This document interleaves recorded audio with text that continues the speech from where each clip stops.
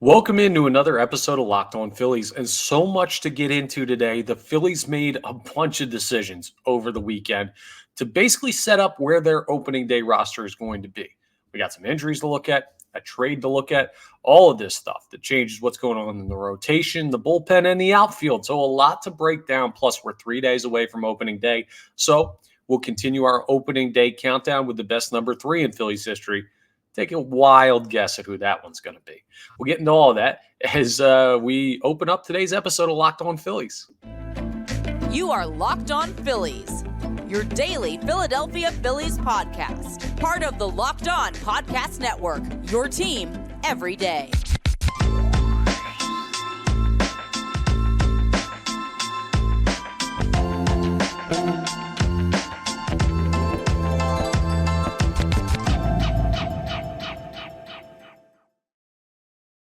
That's right, folks. It's another episode of Locked On Phillies. I'm your host, Connor Thomas. Thank you so much for checking us out. We're part of the Locked On Podcast Network, your team every day. Please make sure you're rating, reviewing, subscribing to the YouTube, all that great stuff. And today's episode is brought to you by FanDuel. Make every moment more. New customers join today, and you'll get $200 in bonus bets. If your first bet of $5 or more wins, visit FanDuel.com/LockedOn to get started. Oh, man. What a weekend for the Philadelphia Phillies. A lot of moves being made. Let's start with the one that I think is going to have the biggest effect on the season. The Philadelphia Phillies, I know people are really broken up about this, but the Philadelphia Phillies have traded Jake Cave. That's the, if you listen closely, you can hear the shed of a single tear, the sound of that coming from every Philadelphia Phillies fan out there. Now, Jake Cave was traded to the Colorado Rockies for cash considerations. And I think this is perfect, right? Because this is the perfect example of who Jake Cave is as a Major League Baseball player. He's a Major League Baseball player. He's just a Major League Baseball player for the Colorado Rockies. He's going to be great in Colorado. And I don't mean like his performance is going to be awesome. I mean, that's just like the type of team that his level of player fits with. I'm not saying the guy stinks. I'm not saying he shouldn't be in Major League Baseball. But for a contender like the Phillies, it didn't really make sense. For a team like the Colorado Rockies, perfect. Get a guy out there in the outfield, or maybe he plays first base, and you get a lefty bat who's going to hit double-digit home runs in that stadium. It's fine. I wish Jake Cave all the best. I don't have anything against him personally. And like I told you, I don't think he stinks. I think he wasn't good enough to play significant time on this team. And if that was their option, they probably should have done better in the offseason. But yes, the Phillies have traded Jake Cave. So what does that mean for the guys that are still here? Well, Jake Cave moves on. That means that you're going to need Whit Merrifield as outfield depth, and that was already the plan. But then there's 2 other outfield spots outside of Brandon Marsh and Nick Castellanos. Those 2 spots are going to go to Johan Rojas and Cristian Pache. Honestly, there's no way it's not those 2 guys on the opening day roster. It hasn't been completely confirmed by the Philadelphia Phillies yet. They'll come out with their full opening day roster some point this week, with opening day coming up on Thursday. But Rojas seems to have made the team. Pache seems to have also made the team. And I love that, honestly. A lot of people like Jake Cave because he was a left-handed bat. And that makes sense, too, because you're going to be pinch hitting for a guy like Rojas, who is a left, or he's a righty, but you want the left-handed bat for that. But it also makes sense to potentially have another right-handed bat, Cristian Pache, right-handed, to hit for Brandon Marsh if, let's say, Whit Merrifield was already going to hit for Bryson Stott. So it works on a couple of levels. Also, Johan Rojas would not be making the Major League team if he was not your starting center fielder. So I'm willing to bet a sizable amount that Johan Rojas is the starting center fielder for the Philadelphia Phillies on opening day. I know he didn't hit in spring training, or at least he hasn't yet. Spring training not completely done. But bottom line is this. They want him out there for his defense, and they think he's going to progress enough at the Major League level. And they think sending him down isn't going to give him enough opportunity to grow. And they're willing to trust the strength of the rest of their lineup to make up for what Rojas lacks offensively. So that's the decision. When you trade Jake Cave, you're basically saying, okay, we're rolling with Rojas. Pache is going to make the team. And I like that for Pache, too, because he's had a really good spring. He deserves to make the team. He has higher upside than Jake Cave. I don't know about the bat.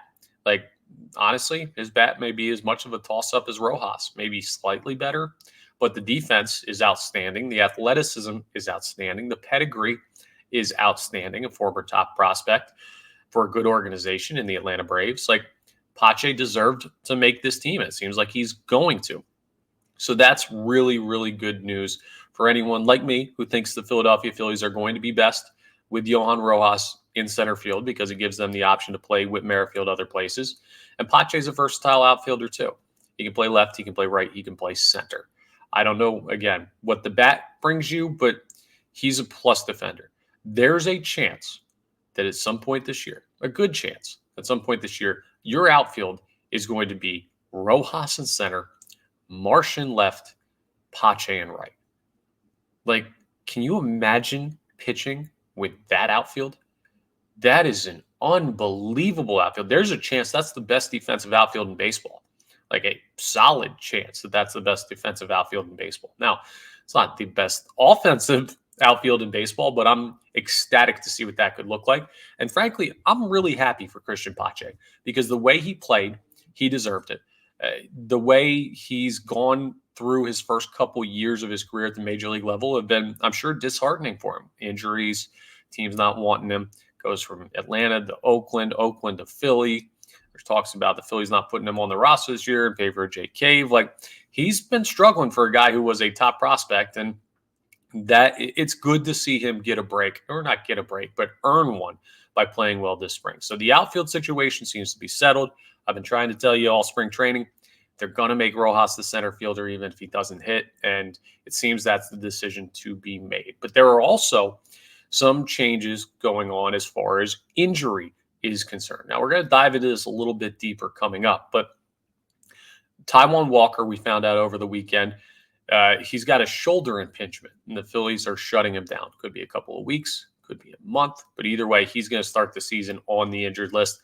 And so is Orion Kerkering, who's been battling an illness for like 3 weeks now down in spring training. I don't know. They're saying it's the flu, and apparently it must have hit him pretty hard, because he's still not ready. He's going to start the season on the injured list too. So we're going to talk about the rotation and the Taijuan Walker component, because that's super, super concerning to potentially be missing one of your starters for a month to start the season. That's why the Phillies went out and got pitching depth, though. So we'll talk about the contingency plan for that. But as far as roster moves are concerned, if Orion Kerkering is going to be on the injured list, well, that means you have another spot open in the bullpen. So who are going to make the team? It seems like Junior Marte is going to have a spot, just based on what I'm hearing from people who are close with the team and have been down there in Clearwater. Junior Marte seems like a likely option. Luis Ortiz, who you saw a time or two last year, he's looking like he's going to be a part of the bullpen. And then there's one more spot that I would imagine would probably go to Connor Brogdon. This is the spot that was occupied by Orion Kerkering, or would have been if he wasn't starting the season on the injured list. And the main reason Connor Brogdon seems to be the guy that could get that, he doesn't have any options left. And the other guys who are in the conversation for that final spot do have options left. So kind of seems like those are going to be the guys that round out the bullpen. Ortiz has upside. Marte has some upside. I'll be frank with my evaluation of Connor Brogdon. I don't think he's that good. Like, at a major league level, I don't think he's that good of a relief pitcher. One man's opinion.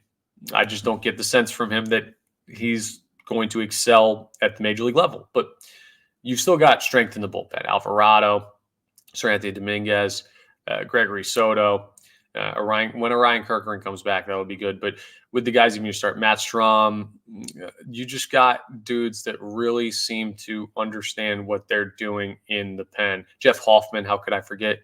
So the strength of the pen is going to be their top 5 or 6 guys. There's going to be some questions with the guys rounding it out, but that's okay for right now. What's not okay is that you're already making a change to the starting rotation before anyone even pitches a game in the regular season. That's concerning.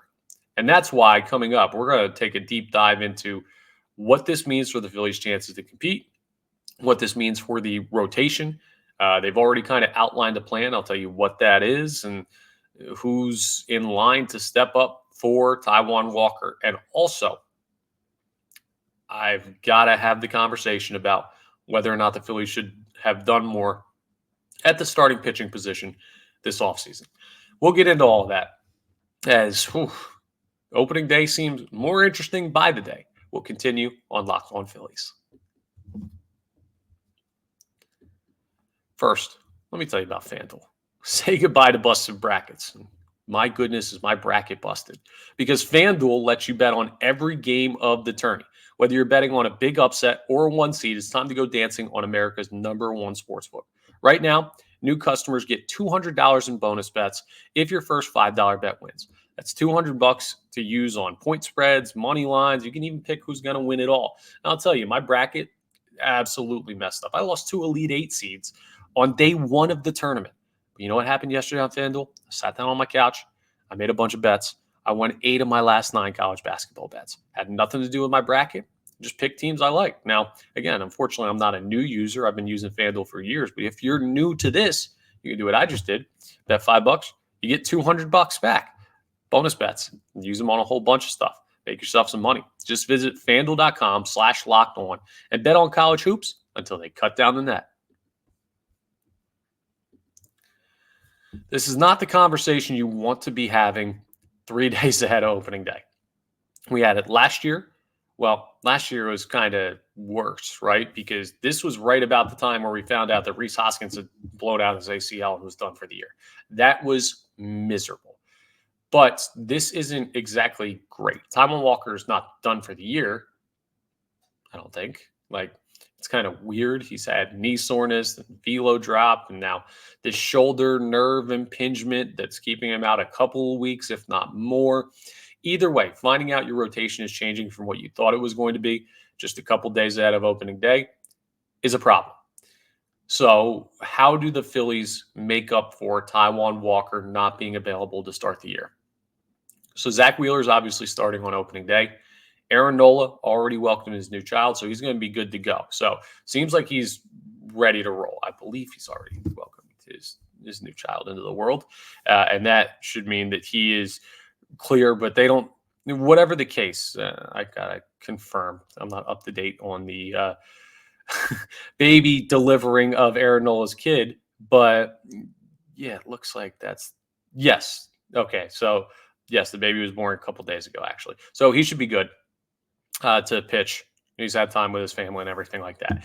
And then you're looking at a situation where Ranger Suarez has looked really good, and you still have Christopher Sanchez, but you have a 5th spot in the rotation you need to fill. And the Phillies are planning on filling that with Spencer Turnbull. Now, Turnbull was acquired this offseason. He spent a couple years up in Detroit with the Tigers.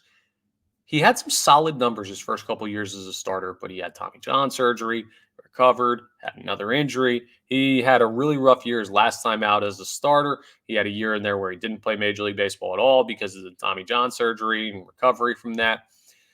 He's a bit of a wild card. Could he be a solid 5th option for a little bit? Sure. Could he crash and burn? Also certainly possible. The good news to at least start the season is because of extra days of rest with the early season schedule, the Phillies are actually going to have Zach Wheeler throw Game 5 because he's going to have enough time to get normal rest, and then Turnbull will start Game 6. So you can kind of start off with a 4-man rotation, give Turnbull some extra time for a simulated game because they weren't planning on having him be in the starting rotation. They probably weren't planning on having him at the Major League level at all until this Walker stuff comes down. So Turnbull has Major League experience. He's been a starter at the Major League level before. He just hasn't been a consistently good one, and that's a question. You can't have a guy who's out there who's going to every day, or every 5th day rather, give you a bit of an issue as far as your ability to win, especially with this team's expectations and where their goals are, which are World Series, NL East, everything. They want to win it all. You got to have your guys ready to go for that. And I don't know that Turnbull is going to be good enough to consistently give something to the Phillies. But let's look at it this way, right? Because I know what a lot of people are saying right now. I can hear it. Why didn't they sign Snell? Why don't they sign Montgomery? Why didn't they go out and get more pitching? Why didn't they have guys ready for this? Well, they did. Spencer Turnbull was a guy they got this offseason. They also got Colby Allard. They also have Matt Strahm to potentially move out of the pen to throw in a starting role like he did last year. They have guys that they're capable of moving into that spot. Are they Blake Snell? No. Are they Jordan Montgomery? No.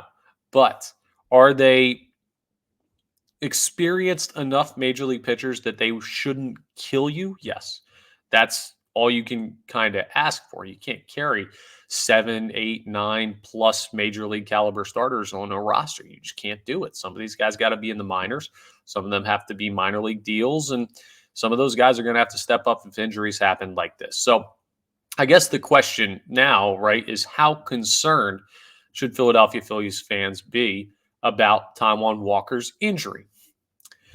And part of me says not like panicked, right? That's not where you should be right now. In the grand scheme of things, should the Philadelphia Phillies be fine? Yes. Aaron Nola, Zach Wheeler, Ranger Suarez, Christopher Sanchez, those are all really, really good pitchers. And Ranger Suarez has had a great spring. There's a chance that Wheeler, Nola, and Suarez are all like top, I don't know, let's call it top 20 pitchers, top 25 pitchers in the National League. Like that's a pretty good 1, 2, 3. And then you have Christopher Sanchez, who had a great season last year, who knows where his ceiling is. And then you'll get Taijuan Walker back at some point. So it's not like you're missing it for a full season or anything. You're not missing him for a full year. So it's not a panic button thing.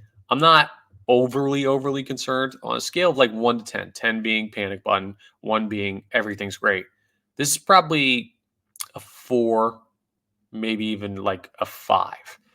And the reason I say that is the same reason I want Johan Rojas, I almost called him Johan Rojas to play center field for the Phillies, because the strength of the people around him should be enough to cover up for anything he has issues with.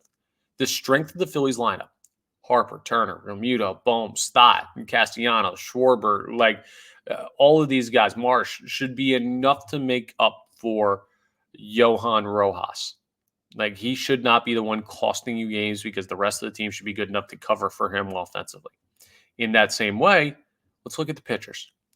Wheeler, Nola, Suarez, Sanchez, Alvarado, Dominguez, Soto, Strahm, Hoffman. Like you have enough of a strength of a pitching staff that one guy missing in the rotation shouldn't kill you, right?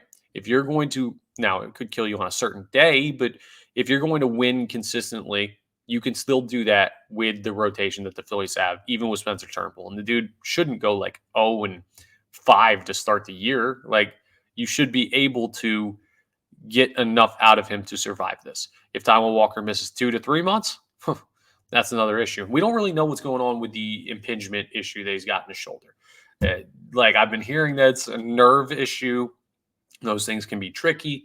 Sometimes the return to play can be variable. Like, I don't know when he's going to be back. And they haven't said, oh, it's 2 weeks. Like, they just know he's starting the season on the injured list, and we'll see when he works his way back. But it's devastating for Taijuan Walker, who wanted to prove he deserved a chance after not pitching in the postseason at all last year.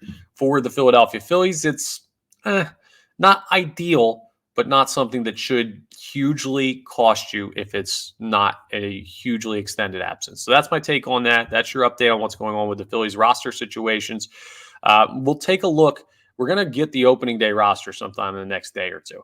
Obviously got to ahead of Thursday when it's opening day. So when that comes out, we'll fully react to the guys that make the team. We'll break down all of that. And also going to do a crossover with Jake Mastriani of Locked On Braves. We'll do that, and that'll probably come out either tomorrow or Wednesday. So a lot of great stuff still coming on this week's episodes. I just wanted to update you on a busy weekend for the Phillies. As we wrap up, coming up next, we got 3 days till opening day. So I'm going to ask you a very tough question right now. Who's the best Philadelphia Philly to ever wear number 3? Yeah, I think I know too. All right, we'll talk about it coming up as we wrap up Locked On Phillies. Oh, man, do I have to tell you about Amazon Fire TV? It's awesome, right? Your destination for sports is here. From live games to highlights to in-depth analysis, Fire TV offers amazing viewing experiences with smart TVs, as well as the Fire TV stick that you can plug into your existing TV. And it provides access to millions of movies, TV episodes, as well as free and live TV. It might be opening weekend for baseball. Hey, it's coming up. Or you might be looking at the tourney, college basketball ongoing. Yeah, you're going to want to have a Fire TV with all these options. Trust me. Fire TV recently created a Fire TV Fire TV channels, multiple, to deliver a constant supply of the latest videos from your favorite sports brands, all for free. And that includes all of us at Locked On and most of the big pro leagues and college conferences as well. Fire TV channels let you dive into all of the game analysis, highlights, and more to keep up to date on all the latest in the world of sports, March Madness, NBA, MLB, lots more. Not to mention great news, entertainment, gaming, travel, cooking videos, all that great stuff. You can get it all. So check out Fire TV channels on Fire TV and Alexa devices. If you haven't checked it out yet, you should. Trust me on this. To learn more, visit www.amazon.com/LockedOnFireTV. All right. This might be the easiest decision I've had to make this entire countdown. The best number 3 in Philadelphia Phillies history. Honestly, who else could it be? Who else could it be but Bryce Harper? And I know you might say, there's guys from back then that were really good that were number 3. I haven't even looked at the list. I don't even, all due respect to the other guys who wore number 3 for this franchise. There's a chance when everything's all said and done, Bryce Harper will be the greatest Philly to ever have put on the uniform at any number, at any position. That includes Steve Carlton. That includes Michael Jack Schmidt. That includes everybody. Now, I'm not saying that he's there now. Don't mistake what I just said. There's a chance when he's all done playing here that he is the greatest Philly of all time. Here's what he's done already. He's hit a home run to basically send them to the World Series. He had an outstanding postseason series in that to basically propel them to that point. He's homered basically in every playoff series since he got here. He's brought the team back to the postseason after a 10-year postseason drought. He's convinced numerous top-level free agents to come play in Philadelphia. He has won an MVP trophy. He came within 2 games of winning the World Series. He won an NL pennant. He came within a game of winning back-to-back NL pennants. And I know these are all team accomplishments besides the MVP, but it is 300th home run here. Yeah, he loves the city of Philadelphia. Honestly, he's an all-time Philly, basically already, and knowing how long he's going to be here and everything, he is the best number 3 in Philadelphia Phillies history. You cannot convince me otherwise that there is a single other Philadelphia Philly that wore the number 3 that is a better baseball player than Bryce Harper. You'd be hard-pressed to convince me that anyone who's ever put on the uniform is a better baseball player than Bryce Harper. And he's still got stuff to prove. And this is going to be a big year for him to do that. I know a lot of people are wondering if he's healthy, could he be the MVP again? I talked about that in our episode on Thursday this past week. But yes, I think that's absolutely a possibility. And I think he could win multiple for the remainder of his career. Just got to stay healthy. But with 3 days till opening day, you had to know that I was going Bryce Harper with number 3. If you disagree, feel free to, but you're wrong. And you can let me know in the comments if I missed somebody or forgot about somebody. But it's Harper. You can't name a person on this planet who wore number 3 for the Phillies that I would pick over Bryce Harper. And I'm excited to watch him play along with everybody else on the Philadelphia Phillies on Thursday. Hopefully. There's rain in the forecast. We'll keep you updated, give you a little weather update. Right now, it still looks like rain for Thursday. So at the end of every episode this week, we're going to update you on what that looks like and the probability that they play. They also have Friday, the built-in off day in case it rains. So it could be Friday that they start the season. But either way, excited for the Philadelphia Phillies season to finally begin, and the roster is starting to take shape. When we get the opening day roster confirmed, I'll break that all down for you. And again, like I said, crossover with the guys from Jake from Locked On Braves coming either tomorrow or Wednesday. So I'll keep you updated on that via socials. You can follow us on Twitter. Follow me on Twitter at ConnorThomas975. And we got plenty more to get into this week, but that's all for today's episode of Locked On Phillies. So thank you so much for checking us out. Again, we're part of the Locked On Podcast Network, your team every day. And please make sure you're rating, reviewing, subscribing to the YouTube, all that great stuff. Just a couple of days till opening day, and I will talk to you next time on the next episode of Locked On Phillies.